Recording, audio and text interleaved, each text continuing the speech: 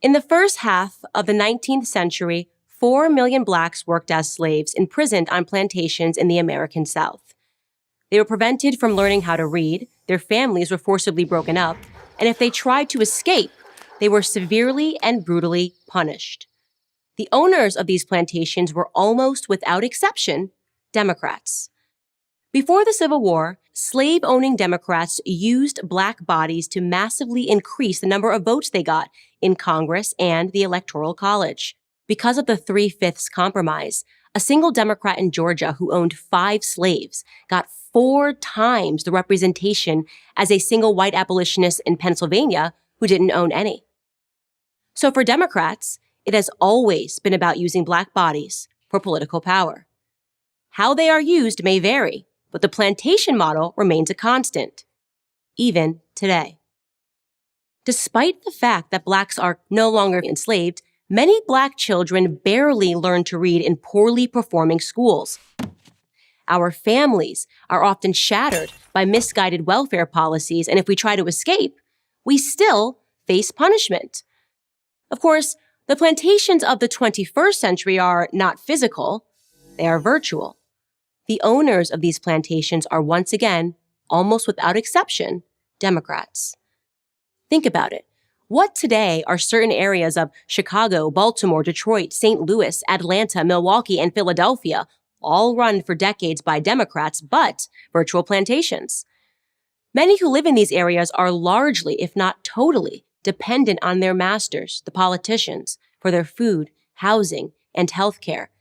It's hardly a fair exchange. The politicians become wealthy. The residents become vote slaves, sustained just barely by government transfer payments.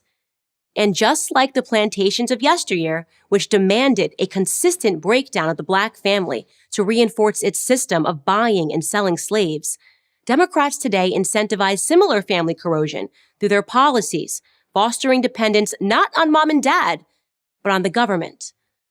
To give just one example, virtually every inner-city school provides free breakfast and lunch. Sounds generous, but what it really does is remove the traditional responsibility from parents by handing it over to the state. Yet many do break free from this oppressive system. Like the fugitive slave Frederick Douglass once did, they run toward a better life. But leaving the plantation still entails great risk. Of course, today it's not the whip or the lash, it's libel and slander.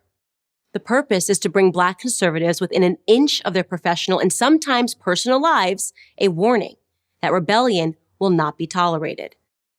Don't believe it? Just ask Dr. Ben Carson, Hoover Institution economist Thomas Sowell, or Supreme Court Justice Clarence Thomas, to cite 3 prominent examples. Carson, one of the most celebrated brain surgeons of the modern era, has been called stupid by the legacy media because he has conservative political views. Thomas Sowell, who went to Harvard and taught at Cornell, Amherst, and UCLA, and may be the nation's most brilliant economist, has largely been ignored, while many lesser lights have been celebrated.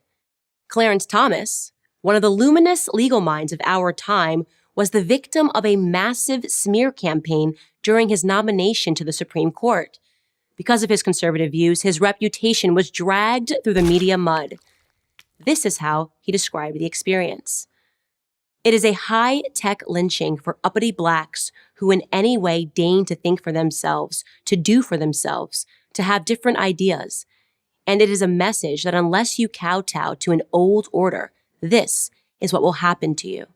You will be lynched, destroyed, caricatured, rather than hung from a tree.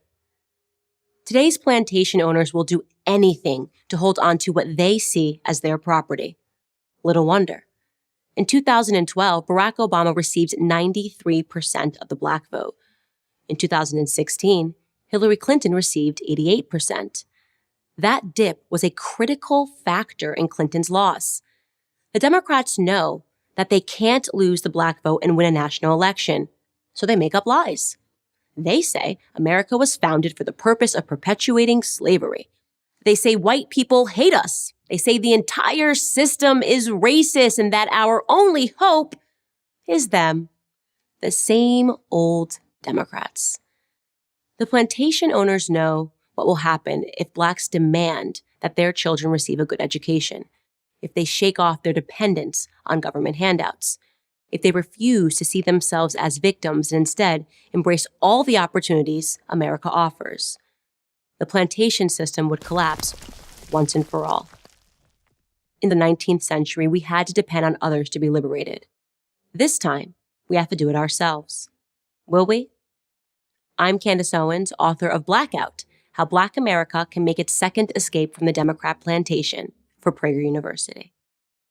This video was made possible through a generous donation from the Kentucky Patriots for America.